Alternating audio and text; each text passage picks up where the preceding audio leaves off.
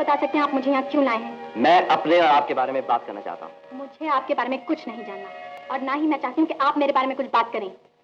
मुझे मोटर में पहुंचाने की जहमत न करिए, मैं पैदल जा सकती हूँ। आप नहीं जा सकती। ये क्या जबरदस्ती है? कहिए आप क्या कहना चाहते हैं? पहले तो मुझे ये पूछना है कि आपसे माफी मांगने के लिए मुझे क्या करना पड़ेगा? आपको फिर से जन्म लेना पड़ेगा, वो भी किसी अमीर खानदान में नहीं, जहां नौजवान अपनी बड़ी बड़ी मोटरों से गरीब बच्चों की टांगे कुचलते फिरते हैं। अनिल ने मुझे माफ कर दिया है, आप क्यों नहीं कर सकती? अनिल तो बच्चा है, लेकिन मैं आपकी चिकनी चुपड़ी बातों में आने वाली नहीं, समझे मिस्टर गौतम? एक बात बताइए, आप अमीरों से इतनी नफरत क्यों करती हैं? अमीर होना पाप है क्या? हाँ, पाप है। हर बड़ी दौलत के पीछे कोई ना कोई जुर्म छुपा होता है। मगर ये दौलत मैंने तो पैदा नहीं की, मेरे दादा ने मेरे नाम छोड़ी है। मुझे उनके गुनाहों की सजा क्यों मिले? पोता दादा की दौलत का वारिस बन सकता है तो उसे अपने दादा के अपराधों का बोझ भी उठाना पड़ेगा। शायद आप ठीक ही कहती हैं, मगर मैं समझता हूँ इंसानी हमदर्दी के दरवाजे अमीरों के लिए भी बंद नहीं होने चाहिए। आशा जी, मैंने आप जैसी लड़की जिंदगी भर में नहीं देखी। अगर एक बेवफा लड़की ने जिंदगी में धोखा ना दिया होता तो मैं आपसे कहता। क्या कहते आप? कि मैं तुमसे मोहब्बत करने लगा हूं। देखिए मिस्टर गौतम, आशा, इतनी जल्दी मेरी किस्मत का फैसला ना सुनाओ। मैं तुमसे मोहब्बत की भीख नहीं मांग रहा, मगर दोस्ती की उम्मीद तो रख सकता हूं। क्यों आशा, हम दोस्त तो हो सकते हैं ना?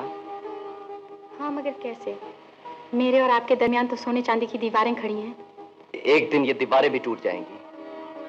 मुझे सिर्फ वक्त चाहिए और तुम्हारा भरोसा।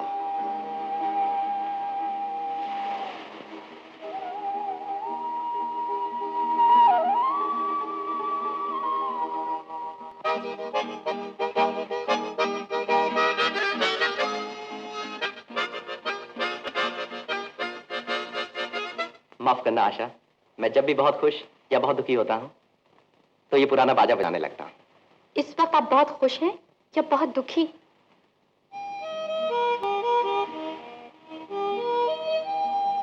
गौतम, तुम्हारी आत्मा तो एक कवि या कलाकार की आत्मा है।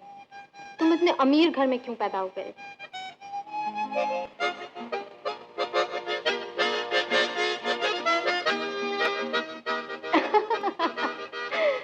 लेकिन ऐसा बाजा तो आजकल दिखाई भी नहीं देता। तुम्हें कहां से मिल गया? वो सोहन कहां से आए हैं? सर, वो कहते हैं वो जेल से आए हैं। अरे जेल से? वो भीखू और सोहन, वो तो हमारे पुराने दोस्त हैं। उनको अंदर भेज दो और उनके लिए चाय और नाश्ता भिजवा दो। आजा, आजा। नमस्ते सेठ साहब। नमस्ते। आपन तो यूं ही सलाम कहने को आ गया हुजूर। ये सेठ साहब और हुजूर क्या लगा रखी है? मैं तो वही तुम्हारा जेल वाला साथी हूँ। डरो नहीं, ये भी एक किस्म का जेल खाना ही है। जी, जेल खाना? अगर ये जेल खाना है तो अपन को इधर उम्र कैद कर लो सेठ साहब। फिर सेठ साहब? सेठ भाई बैठ। यहाँ नहीं, इधर। अच्छा, समझ ले, लगी थोड़ी लगी है। कहो कैसे हो तुम लोग? बिल्कुल ठीक है। शाबाश। सेठ भाई, अपन तो आज जेल से गेट आउट हुआ है, पर ये बिल्कुल हफ्ता पहले आ गया। अजून बेचारे को कहीं काम धंधा नहीं मिला। सेठ साहब, सेठ भाई, वो आपका श्राप है ना मेरी उंगलियों पर। जिस किसी की पॉकेट में हाथ डालता हूँ खाली निकलती है। मैंने कहा नहीं था? कहा तो था। बोलो, यहाँ काम करोगे? है? सच? सेठ भाई, काम क्या करना पड़ेगा? तुम्हें तो किसी फैक्ट्री में चौकीदार बनवा देता हूँ। वहाँ अंदर से निकलने वालों की तलाशी लेनी पड़ती है। तुम्हारा तजुर्बा काम आएगा। और तुम्हें मैकेनिक रखवा देता हूँ। धन्यवाद। क्यों, मंजूर है? बिल्कुल मंजूर है सेठ भाई। चलो तो इस खुशी में कुछ खा पी लो। बैठो बैठो, शुरू करो। तू करना। मैं तो इंतजार नहीं कर सकता, मैं तो शुरू करता हूँ।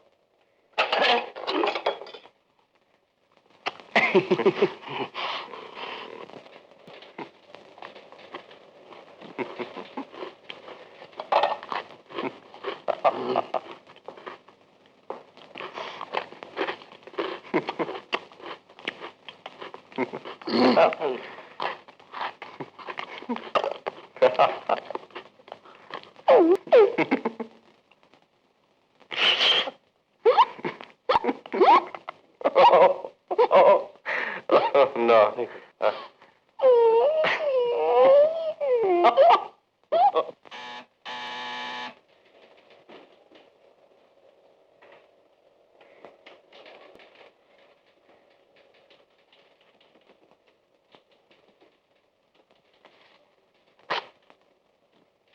गोलू कहाँ है?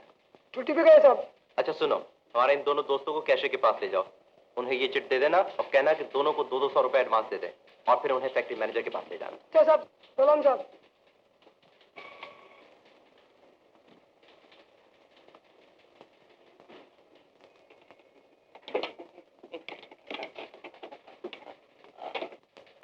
गौतम बेटा, मेरा मतलब है सेठ साहब, ये आप क्या कर रहे हैं? जी कुछ नहीं, कुर्सी पर बैठा हूँ। ये आपने कैशियर को क्या लिख के भेजा? चोरों को चौकीदार बनाना चाहते हैं? चोरों को चौकीदार बना रहा हूँ, चौकीदारों को चोर तो नहीं बना रहा हूँ। क्या मतलब है आपका? अच्छा हुआ आप आ गए, बैठिए। बोर्ड ऑफ डायरेक्टर्स की एक मीटिंग बुलानी है। लेकिन इसका तो नोटिस देना होगा। तो दे दीजिए। मगर एजेंडा क्या होगा? कहिए कि चंद्रा एंटरप्राइजेस के नए इंतजाम के लिए कुछ फैसले करने हैं।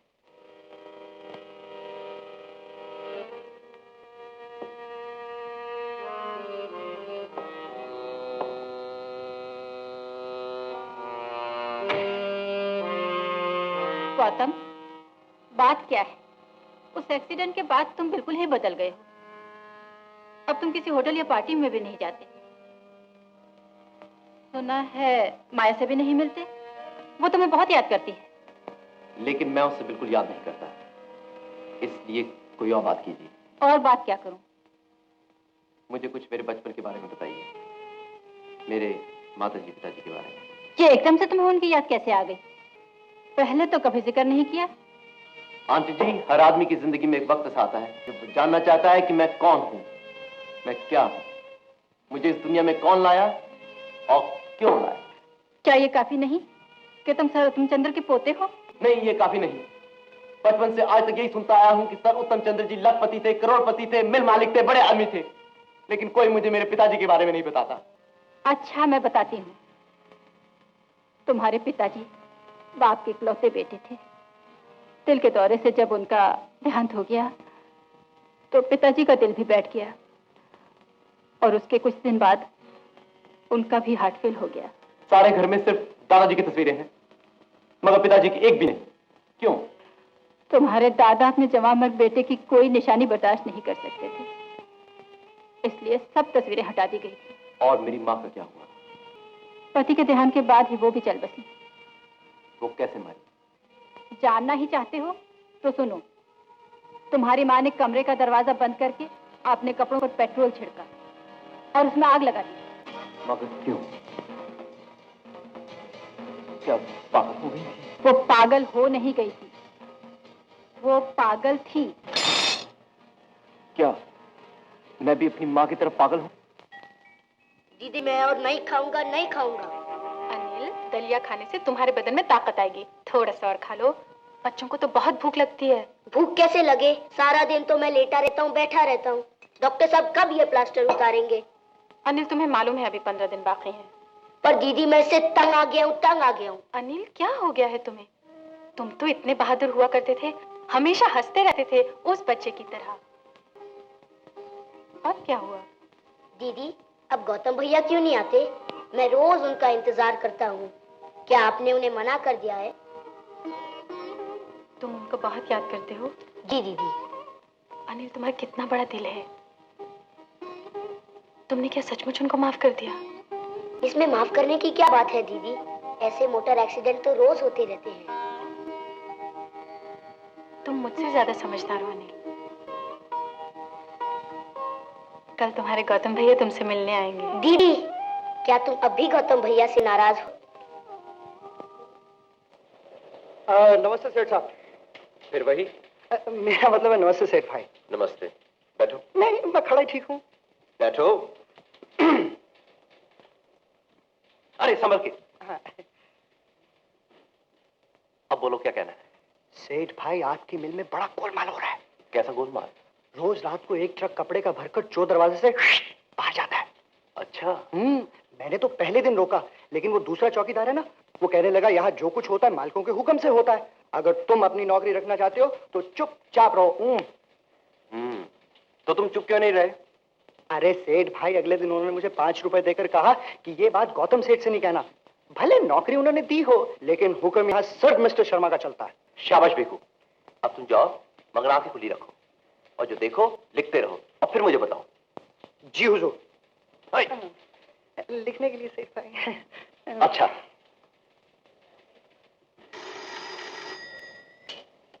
हेलो। हेलो। आशा, अनिल आपको बहुत याद करता है। तो मुझे इजाजत है उससे मिलने की? ये कहकर आप मुझे शर्मिंदा मत करिए, आप जरूर उससे मिलिएगा। और उसे ताजा हवा खिलाने ले जाऊं अपनी मोटर में? जरूर ले जाइए, मगर गाड़ी जरा देखकर चलाइएगा। देख कर ही चलाऊंगा, मगर अनिल की हिफाजत के लिए उसकी बहन को भी साथ जाना होगा।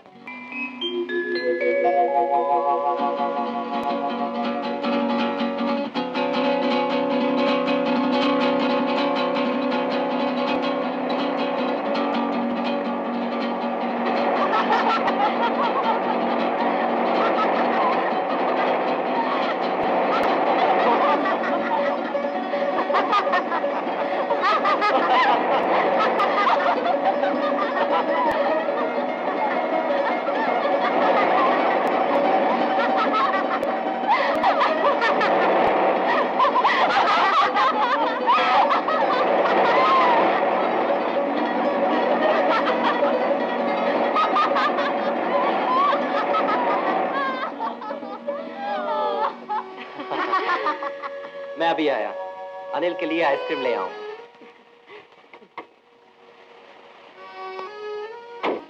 क्यों अनिल, अच्छा लग रहा है ना? हाँ दीदी, बहुत मजा आ रहा है। घर बैठे बैठे तो मैं तंग आ गया था। भैया एक आइसक्रीम देना।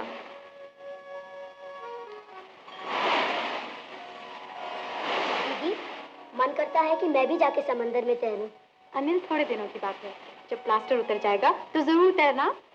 ले भैया अनिल, ये मैं तेरे लिए स्पेशल आइसक्रीम लाया हूँ। थैंक यू गौतम भैया। दीदी, अब आप लोग मेरे लिए कुछ सीपियां तो इकट्ठी कर दीजिए। और तुम यहाँ अकेले रहोगे? क्या हुआ, मैं कोई बच्चा थोड़ी हूँ। वाह भाई। मैं आइसक्रीम खाऊंगा और अपनी कॉमिक्स पढ़ूंगा। चलो आशा, हम बच्चे बनकर अनिल के लिए सीपियां ढूंढें। देखो, गिराना नहीं।